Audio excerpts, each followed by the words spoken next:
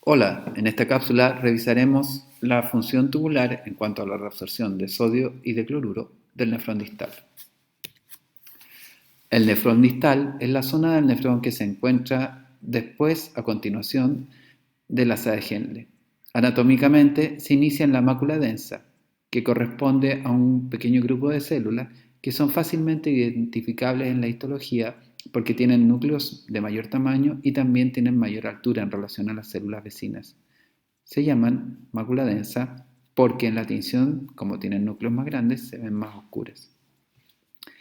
A continuación de la mácula densa viene el túbulo distal, el túbulo conector y el túbulo colector.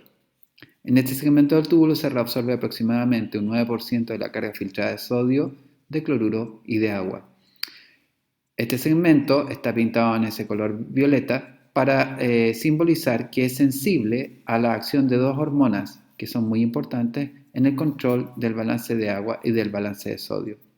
Aldosterona, que controla la reabsorción de sodio y de cloruro, y ADH. En lo que resta de esta cápsula vamos a hablar de los mecanismos de reabsorción de cloruro de sodio y la modulación por aldosterona. La actividad de reabsorción de cloruro de sodio es estimulada cuando aumentan los niveles circulantes de la hormona esteroidal llamada aldosterona. La producción de aldosterona está directamente relacionada con el balance de sodio y la presión arterial y representa el mecanismo de control en el largo plazo de la volemia y por lo tanto de la presión arterial media. Como muestra el esquema, las variaciones en la cantidad de sodio y cloruro del organismo, es decir, en la volemia, y por lo tanto la disminución de la caída de la presión arterial media, son un estímulo efectivo para producir la activación del varorreflejo. El varorreflejo, por vía de los nervios renales en condiciones fisiológicas, estimula la secreción de una proteasa desde el riñón que se llama renina.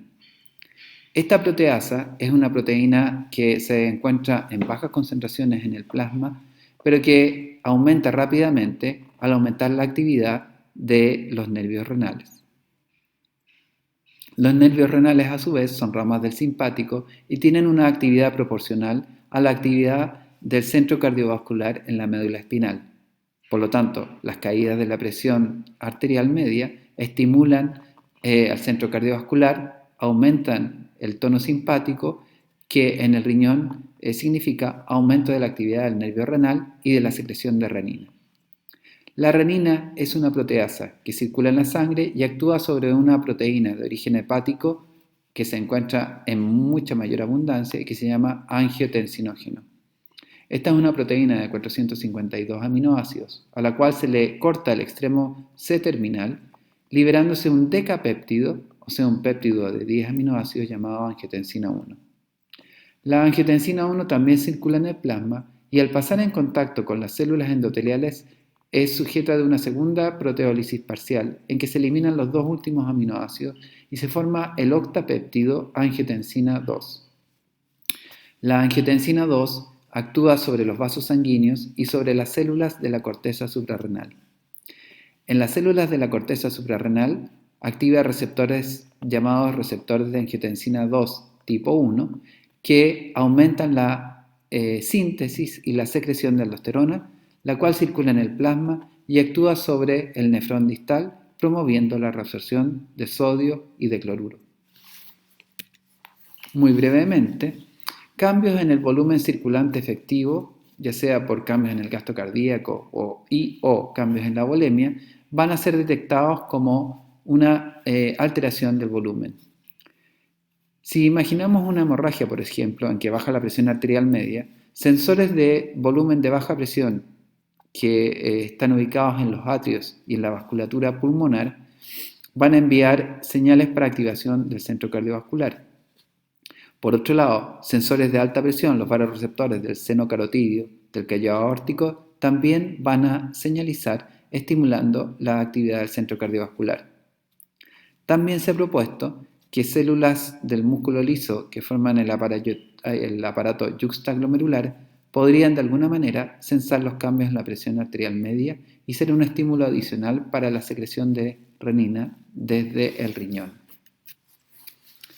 La renina es producida por las células que se encuentran en la arteriola aferente y que forman parte del aparato yuxtaglomerular, que en este esquema se muestran en verde o en la microfotografía electrónica se muestran con los gránulos que las caracterizan. Esos gránulos están repletos de la proteína renina y de su precursor, prorenina, que en realidad es 2/3 del componente de cada gránulo. Cuando aumenta la actividad del nervio simpático renal, graficado en celeste, estas células que tienen receptores beta-1 adrenérgicos liberan renina a la circulación. Este esquema muestra el sistema renina-angiotensina-aldosterona. Como decíamos, la renina es producida por el riñón en función de los cambios en la presión arterial. Si disminuye la presión arterial, aumenta la secreción de renina, la concentración de renina en el plasma, que actúa sobre el angiotensinógeno, se libera angiotensina, y la angiotensina es transformada de angiotensina 1 en angiotensina 2 por la enzima convertidora, que es una proteasa que se encuentra presente en la membrana celular de las células del endotelio, principalmente pulmonar, pero también en otros tejidos. La angiotensina 2, que es el péptido activo de este sistema, actúa en distintos tejidos. En el cerebro promueve la sed. En el músculo liso vascular produce vasoconstricción, y de ahí su nombre, angiotensina. Y cuando actúa sobre las células glomerulosas de la corteza adrenal, estimula la síntesis y la secreción de aldosterona. Podríamos decir, por lo tanto, que en este mecanismo de retroalimentación en que se controla la bulimia, los efectores son, por una parte, el nervio simpático, que lleva la eferencia del centro cardiovascular en la médula, y también las células del aparato yuxtaglomerular que secretan renina. Otro efector, que no hemos mencionado aún, son las propias células del atrio. Estas células son capaces de secretar una proteína que tienen en gránulos secretorios llamada péptido natriurético atrial. Cuando hay una disminución en la bulimia, disminuye el estado de dilatación del atrio derecho y el atrio izquierdo, y eso inhibe la secreción del péptido natriurético atrial. Por el contrario, si aumenta la bulimia, se distienden más los atrios y eso estimula la secreción del péptido natriurético atrial, que viaja por la sangre y actúa en el nefrón distal, promoviendo la excreción urinaria de sodio, también llamada natriuresis.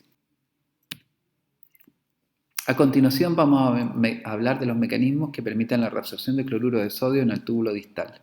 En esta microfotografía, que es una tinción de hematoxilina eosina de la corteza renal, la letra D muestra las células del túbulo distal y la letra P el túbulo proximal. Como vemos, si bien las células del túbulo distal son altas y fácilmente reconocibles, claramente tienen menos vellosidades que las del túbulo proximal. Aquí vemos una microscopía electrónica de transmisión de la corteza renal de un primate y lo que se observa es varios túbulos proximales rodeando un túbulo distal. Como vemos, las células del túbulo distal no tienen tantas microvellosidades, pero son ricas en mitocondrias. Esto está en relación a su función. Las células del túbulo distal poseen mecanismos moleculares que permiten la reabsorción activa de cloruro de sodio junto con la reabsorción de agua y la secreción de potasio. El líquido que entra al túbulo distal es hipotónico porque viene desde la rama gruesa del asa de Henle y termina isotónico, es decir, en el túbulo distal puede ocurrir una absorción preferencial de agua en relación al cloruro de sodio. Sin embargo, la fracción de cloruro de sodio o de agua que se reabsorben en el túbulo distal depende y es modulada por los niveles plasmáticos de dos hormonas, aldosterona, que como decíamos es la última hormona que forma el sistema renina-angiotensina-aldosterona, es una hormona esteroidal producida por la glándula suprarrenal, o la vasopresina o ADH, que es una hormona peptídica producida en la neurohipófisis.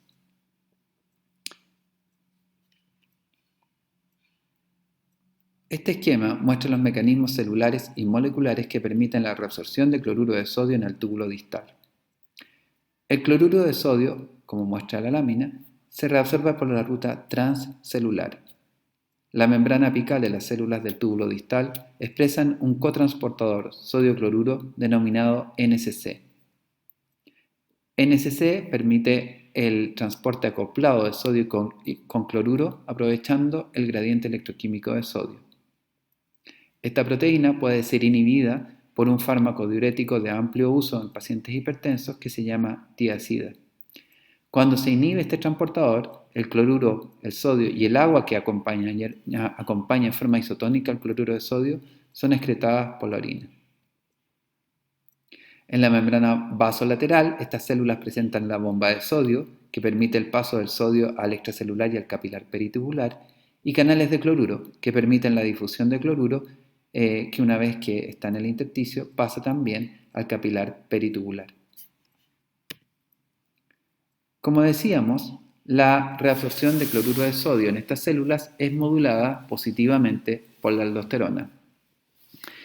Aquí se muestra cómo es que aldosterona estimula la reabsorción de cloruro de sodio en la célula del túbulo distal. Si vemos el esquema y continuando en los mecanismos de reabsorción, aldosterona circula en el plasma. Como es una hormona esteroidal, puede difundir a través de la membrana celular donde va a entrar al citosol y se va a unir a un receptor. La proteína receptora para la aldosterona se llama receptor de mineralocorticoides. Mineralocorticoides es el nombre genérico de las hormonas que comparten este mecanismo de acción. Normalmente este receptor está asociado a otra proteína chaperona que es la 11-beta-hidroxiesteroide deshidrogenasa tipo 2, descrita como ese óvalo café. Esta proteína degrada al cortisol y lo transforma en cortisona y protege al receptor de mineralocorticoides de su unión por cortisol. El cortisol es otra hormona de la glándula suprarrenal, de la corteza, también es esteroidal, pero se encuentra en concentraciones que son 100 a 1000 veces más altas en el plasma que la aldosterona. El receptor de mineralocorticoides tiene la misma o casi la misma afinidad por cortisol que por aldosterona. Por lo tanto, si no existiera la proteína 11-beta-hidroxiesteroide deshidrogenasa tipo 2, el cortisol competiría con la aldosterona por la unión al receptor y en vez de estar activado por aldosterona, estaría activado constantemente por cortisol. Una vez que aldosterona se une a su receptor, los receptores cambian su conformación y dimerizan, y una vez dimerizados se dirigen al núcleo, donde actúa como un factor promotor de la transcripción de diversos genes dependiente de la unión a su ligando. Entre los genes que activa está la expresión de una proteína quinasa que se llama proteína quinasa SGK1 o Serum and Glucocorticoid Regulated Kinase 1. Esta proteína quinasa fosforila a la proteína transportadora sodio-cloruro NCC, aumentando su actividad y su llegada a la membrana. Por lo tanto, cuando aumentan los niveles plasmáticos de aldosterona, aumenta la activación del receptor de aldosterona, aumenta la expresión de la proteína SGK1 y eso implica que aumente la fosforilación y la actividad de NCC, aumentando así el transporte de cloruro de sodio. Finalmente, la última porción del nefrón que vamos a estudiar son el túbulo colector, que para nuestro caso es prácticamente idéntico al túbulo conector. En esta zona también ocurre una regulación fina de la reabsorción de cloruro de sodio por parte de aldosterona. A diferencia de todos los otros segmentos tubulares, este segmento tubular es altamente heterogéneo ya que tiene dos componentes celulares. La célula principal, que son las más abundantes, de ahí su nombre, y la célula intercalada. La célula que media la reabsorción de sodio y de cloruro es la célula principal, mientras que las células intercaladas median la excreción o la reabsorción de protones y en menor medida la reabsorción de cloruro. En mayor magnificación se muestra el aspecto de una célula intercalada. Vamos a hablar de la célula principal, ya que es la célula que responde a la aldosterona y es la responsable del ajuste fino de la reabsorción de cloruro de sodio. Las células principales son las más abundantes en el túbulo colector y conector. Permiten la reabsorción de la última fracción del sodio, entre un 1 y un 3%. El cloruro de sodio se absorbe por mecanismos que son activos. Junto con permitir la reabsorción de cloruro de sodio, estas células median la excreción urinaria de potasio. En este esquema se muestra el mecanismo general. La célula principal del túbulo colector, en su membrana apical, expresa un canal de sodio, llamado ENaC, de su nombre en inglés, Epithelial Sodium Channel. Este canal es una vía de difusión que permite la entrada de sodio. El sodio entra en la célula siguiendo su gradiente electroquímico y el potencial de membrana, que es negativo.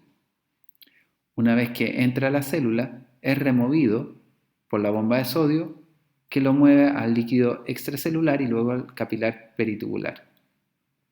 En la membrana apical, esta célula además expresa un canal de potasio, que se muestra en verde, y que permite la difusión del potasio, que está en alta concentración en el citosol, hacia el fluido luminal. Este canal se llama ROMK. Normalmente existe lo que se llama una diferencia de potencial transepitelial, es decir, el lumen tiene una leve concentración de cargas negativas o menos cargas positivas en relación a la superficie que baña la membrana vasolateral. Por lo tanto, debido a que estas células expresan este canal ROMK, que es una vía para la salida de potasio, y a que el lumen presenta un potencial levemente más negativo que la membrana vasolateral, la salida o excreción de potasio está ampliamente favorecida. La acción de aldosterona sobre estas células depende de dos factores. En primer lugar, la expresión espontánea de canales de sodio en la membrana apical de estas células es relativamente baja. Cuando aumentan los niveles de aldosterona en el plasma, aumenta significativamente el número de canales que están insertos en la membrana apical. Igualmente, la cantidad y actividad de los canales de potasio de la membrana apical es regulado por aldosterona. Aumentos en los niveles plasmáticos de aldosterona significan aumentos en el número y actividad de canales secretores de potasio.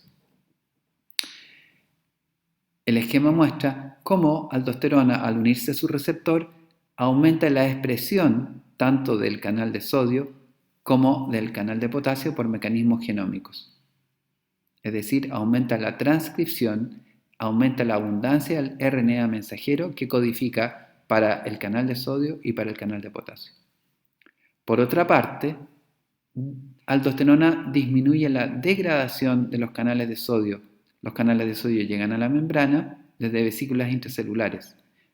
Aldosterona acelera la llegada de estas vesículas a la membrana, pero además inhibe la degradación de los canales que, después de un tiempo, normalmente son endocitados.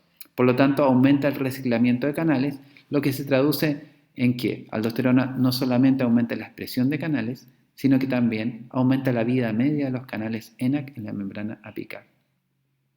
Finalmente, existen antagonistas de aldosterona que se unen al receptor de mineralocorticoides y lo bloquean. El más conocido es una sustancia llamada espironolactona, que es un inhibidor competitivo, es decir, se une al mismo lugar donde se une la aldosterona, pero su unión no gatilla la actividad de aumento en la expresión de los genes, como el gen del canal de sodio y el gen del canal de potasio.